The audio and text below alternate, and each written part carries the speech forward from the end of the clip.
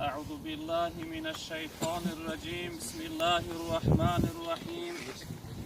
الحمد لله الذي خلق الموت والحياة ليبلوكم أيكم أحسن عملا، والصلاة والسلام على أفضل الأنبياء والمرسلين وعلى آله وأصحابه أجمعين. اما بعد، السلام علیکم و رحمت الله و برکاته. چشد هر نفس آخر شربتی مرگ، زهر نخل بریزد عاقبت برگ. در سینه بجز آه نمانده است دریغ، جز راهی عجل راه نمانده است دریغ. در خیرمن برباد شده عمر عزیز، حاصل بجز از کاه نمانده است دریغ. ای مرگ هزار خانه ویران کردی، در ملک وجود غارتی جان کردی. هر گوهر قیمتی که آمد به جهان، بردی و به زیر خاک پنهان کردی. برادران عزیز، این لحظه من و شما جنازه خواهر را میخوانیم که مثل گلی نو شکوفته پژمرده شده خزان شد و از این دنیا به سوی آخرت بازگشت کرد. این خواهر ما این لحظه در سین 17 سالگی تا 18 سالگی اون ندایی که ارجعی الی ربک راضیة مرضیه لبیک گویان به سوی پروردگار بازگشت کرده است. وقتی که من و شما در این مراسم ها، یعنی در چنین حالت جنازه جمع می آییم و برای ادای جنازه شخصیت وقتی حاضر می شویم و می بینیم که نفر در بالای این چارچوب خواب است و به زبان خاموش به سوی آخرت بازگشت دارد، ما باید از این منظره، از این لحظه، از این مراسم یک عبرت خوبی بگیریم. پیغمبر بزرگوار صلی الله علیه وسلم می فرمایند که کفا بالموت واعظا، این مرگ یعنی این میت در بالای این چارچوب وقتی خواب است، این برای شما واعظ است، نصیحتگر است، پندهنده است. این لحظه این خواهرمون با این زبان خاموش به سوی ما فریاد داره که ای انسانهای جوان به جوانی خود مغرور نشوی، فریب نخوری. ای دارنده ها به دارندگی خود مغرور نشوی. ای اهل علم ها و سردارها و کلانسال ها و سرداری و کلانسالی خود مغرور نشوی. این دنیا به شما وفا نمیکنه. آخر مثل من بر این به دل پر حسرت و جسم زهر و زردار از این دنیا به سوی آخرت بازگشت میکنی. و دلها حسرتی بسیار بردن، زی دنیا کاسه آبی نخوردن. این بی‌وفایی دنیا است برادران عزیز و بزرگان. هر کدام من و شما یک روز مثل این خواهر منبرین به سوی پروردگار بازگشت داریم. مرگ حق است، بخواهی نخواهی یک روز از دنیا می روی برادران عزیز و بزرگوار. اما چی نوع از دنیا می روی؟ آیا وقتی که از دنیا می روی در کدام حالت هستی؟ از دنیا همه پاکیزه و صالح نمی روند. از دنیا همه به سری بلند و خوشبخت نمی روند. از دنیا یک گروه انسان به عزت و به حرمت، خالی از گناه، به عبادت و بندگی و سوی پروردگار به سری بلند بازگشت میکنند. اما یک گروه دیگر شرمنده و بی آبرو به کوه گناه بر روی سیاه بازگشت میکنند. برادران عزیز و بزرگوار، خدای نخواسته بعد از سفر این خواهر نوبت یک کدام من و شما باشه. آیا ما در کدام حالت هستیم؟ آیا به کدام دیده و رو، به کدام جسم و بدن، به کدام حالت و عمل به سوی پروردگار بازگشت میکنیم؟ یک نوع زندگی داشته باشیم که در عبادت و بندگی خدا، یک نوع زندگی داشته باشیم که وقتی که ما بازگشت میکنیم الله ما را در بندگیش قبول داشته باشه. الله ما را دعوت کنه بگه ارجعی الی ربک راضیة مرضیه، یعنی به سری بلند به دعوت الهی بازگشت کنیم.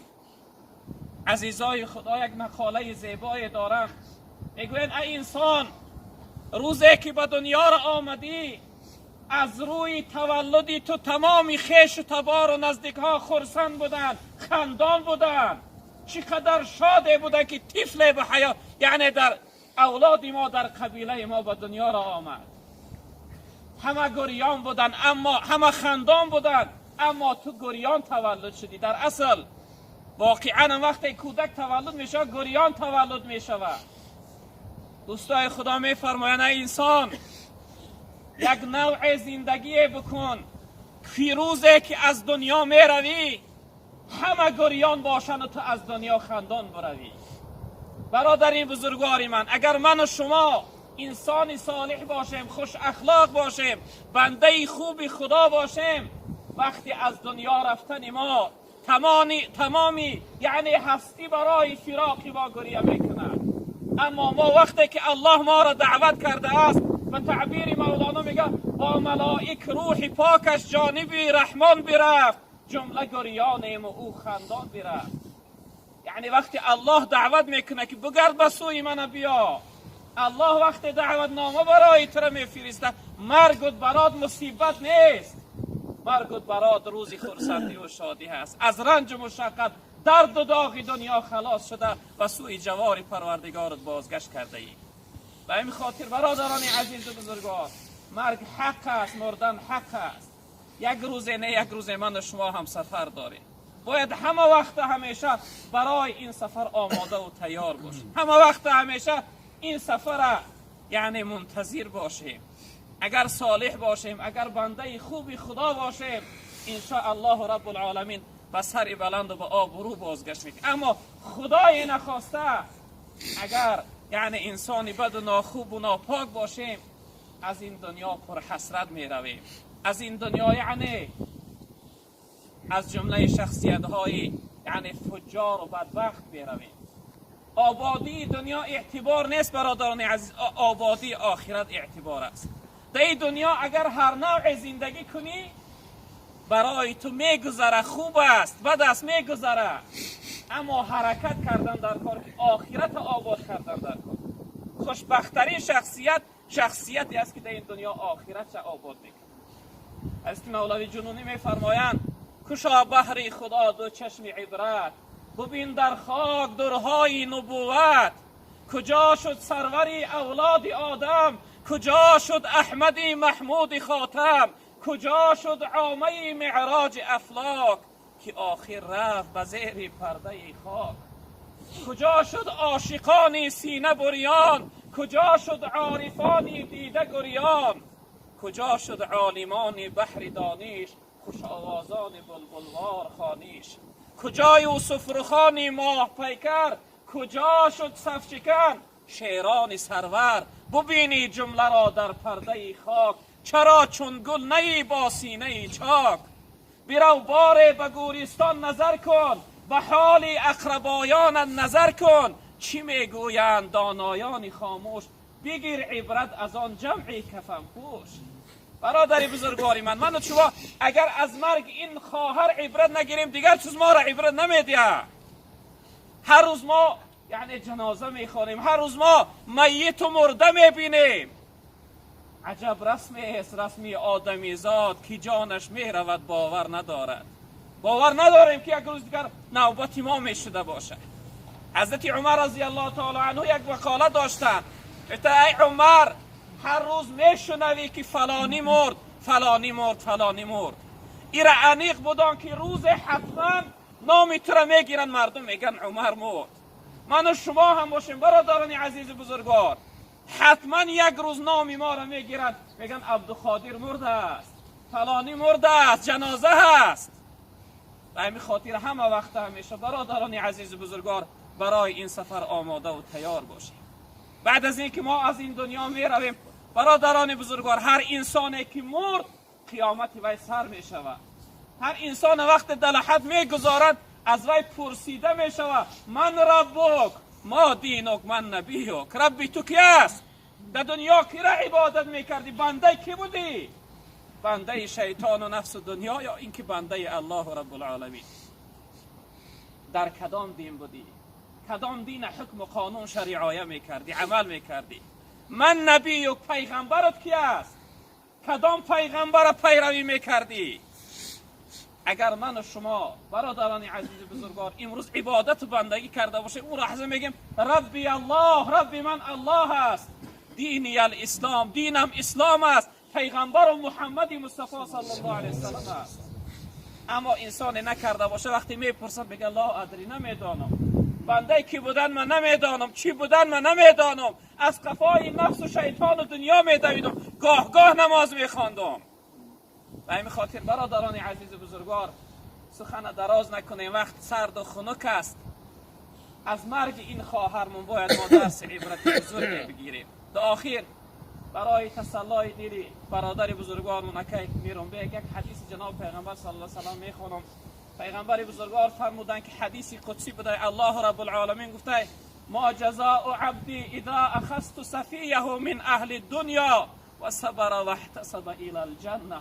رب العالمین گفته از هر بنده ما که وقت یک عزیز از حیاتش میگیرم در برابر این مصیبت من راضی باشه، صبر کننده باشه و از من امید ثواب کنه، من برای او جنت نصیب میگردانم. خداوند بزرگوار برای برادر بزرگوارمون در این مصیبتی میان شکن و جانسوز خداوند صبر جمیل اجر جزیل نصیب فرما. پروردگار بزرگوار اون وعده ای که حتی روایتی از جناب پیغمبر صلی الله علیه و سلم گفتند خداوند حضرت عزرائیل علیه السلام امر میکرده که فلان بنده من برا فرزندش قبض روح کو جانش بگیر، اکی میرم بگه برا دختری عزیزش یگانه جگر گوشش قبض روح کن. وقتی ملک الموت می آمده است قبض روح میکرده است، بازگشت میکرده، رب العالمین میدیده که برادر ما غمگین است، میوه حیات از دست داده است، جگر گوشه را از دست داده است. رب العالمین وقتی میدیده بنده چقدر ناراحت است، حضرت ملک الموت عزرائیل علیه السلام خطاب میکرده، میگه ای عزرائیل، میگه ای ملک الموت، بنده من غمگین گرداندی، میوه حیاتش از وی گرفتی، دلش پرخون کردی. حضرت عزرائیل میگه ای پروردگار من علاج نداشتم، امر و دستور و فرمان تو بود. رب العالمین میگه بنده من چی گفت؟ در برابر این مصیبت چی میگفت؟ رو میکن، مو میکن، سر میزد، جزع و فزع میکرد. ملک الموت میگه ای پروردگار نه، بنده یک جمله میگه الحمدلله، خدا را شکر، انا لله و انا الیه راجعون.